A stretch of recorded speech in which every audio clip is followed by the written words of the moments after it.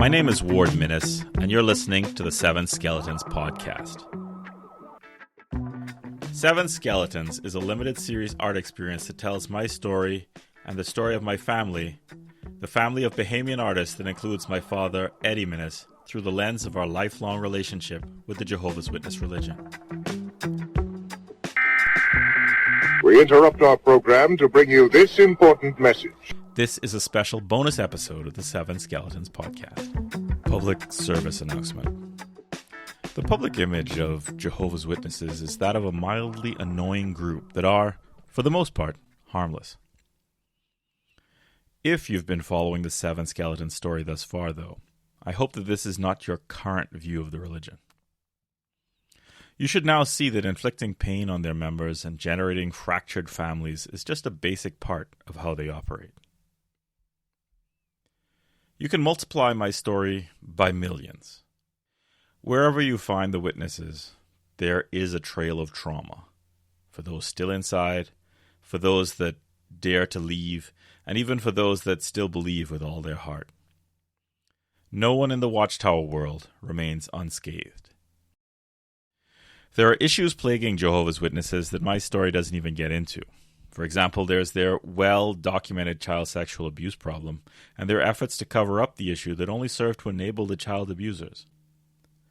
Another example is their policy on not accepting blood transfusions, which quite literally kills people. Governments around the world are starting to see the threat that this religion poses and are asking questions. The witnesses are therefore battling for their tax-exempt lives in Australia, France, Norway, and the United Kingdom, among others. In response to legal challenges, they have moved things around doctrinally, always on a superficial level, just to stay ahead of the regulations. Will the Bahamian media and the Bahamian government begin to do similar due diligence and examine Jehovah's Witnesses more closely? This remains to be seen.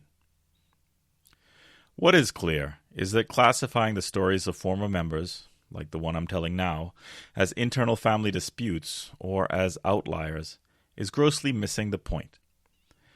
The problems with Jehovah's Witnesses are clear and systemic and won't go away. Pretending that they are another branch of Christianity instead of the high-control cult that they are isn't going to help anyone.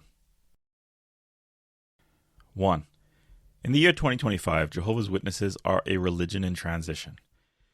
They are reeling from their most recent and perhaps greatest prophetic failure. For more than a century, their long-held belief has been that the generation that saw the First World War would not die before the coming of Christ and the end of the world. This belief, the one that I grew up with, was both their reason for being and the source of their evangelical urgency. What has happened instead is that the people who they promised would never die are all gone. Now, in the aftermath, they are scrambling in real time to hold their religion together using the doctrinal equivalent of spit and duct tape before the rest of the faithful realize what's going on. What happens to a doomsday cult when the doom is postponed far into the future? We are about to find out. The only certainty is that the religion's leadership want to retain their power. While they have recently made what by their standards are radical changes, things like letting men grow beards and women wear pants in the ministry, they have given up nothing in real terms. The religion is still claiming divine direction, despite mountains of evidence to the contrary. They are still demanding the total subservience of their membership, even if none of the ever-changing directions make sense.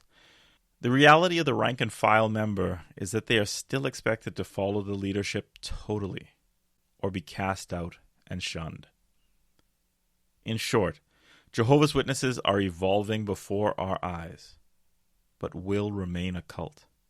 Or, put another way, they are still dangerous. 2. Being a Jehovah's Witness is like being stuck in the Matrix. It's like living in George Orwell's 1984. The mental fog is so thick that you could slash at it with a machete for days and get nowhere. If you have friends or family in your life who are Jehovah's Witnesses, trying to pressure them into listening to the Seven Skeletons podcast or reading the articles is probably not the way. The indoctrination of the witnesses thrives on perceived persecution. They see it as fighting the devil himself. and it ironically makes the chains tighter. Trying to forcibly open someone's eyes will likely have the opposite of the intended effect.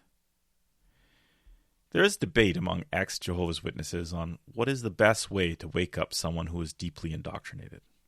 My personal opinion is that the shutters can only be opened from the inside, because even when people leave the religion, I've seen many cases where they keep carrying the witness worldview and doctrine with them. Deprogramming is hard and painful work and can take a lifetime. So what can you do? Read, watch, and educate yourself. Information will inoculate you and help you understand the threat that they pose. If you know someone who is just studying with Jehovah's Witnesses, this is a good time to invite them to go on YouTube or Google and just do some simple searches.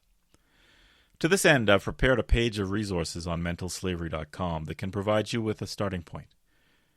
The internet has given ex-members an excellent platform for exposing this cult, and there is an ever-growing amount of information out there that can help. If you have friends and family who are already locked in the religion's grasp, please be gentle, please be kind. Don't push them too hard if they aren't ready. For the most part, witnesses are good people who were either born into the religion, like me, and had no choice, or they were recruited at a very vulnerable point in their lives. We who can see the witnesses' false promises for the con job they are just can't pretend anymore that everything is all right. Thanks for listening to this episode of the Seven Skeletons podcast. I put a page up on mentalslavery.com. It's called Resources for Recovering Jehovah's Witnesses and Anyone Who Wants to Understand More. Leaving the Jehovah's Witness religion, or even beginning to question it, can be disorienting, lonely, and emotionally overwhelming. The page gathers resources for former witnesses, those quietly doubting from outside, family or friends trying to understand, researchers, artists, and the simply curious. On that page, you'll find support communities, education, crisis lines, and culturally relevant material, including resources specific to the Bahamas. Please take a moment and check it out. For a transcript of this podcast with supporting images, please visit the mentalslavery.com website. You can find the link in the show notes. There you can leave a comment or feedback on this episode or on the project as a whole. Another aspect of the Seven Skeletons art experience is poetry. As with the paintings, I pair selected pieces that I wrote while I was leaving the Jehovah's Witnesses alongside each episode. Please visit the website if you wish to read them. If you are enjoying this podcast or finding it helpful, please take a moment to subscribe, leave a like, or even write a review on it. This can go a long way to helping other people find the program and would be greatly appreciated. I'm Ward Minnis, and we'll talk more soon.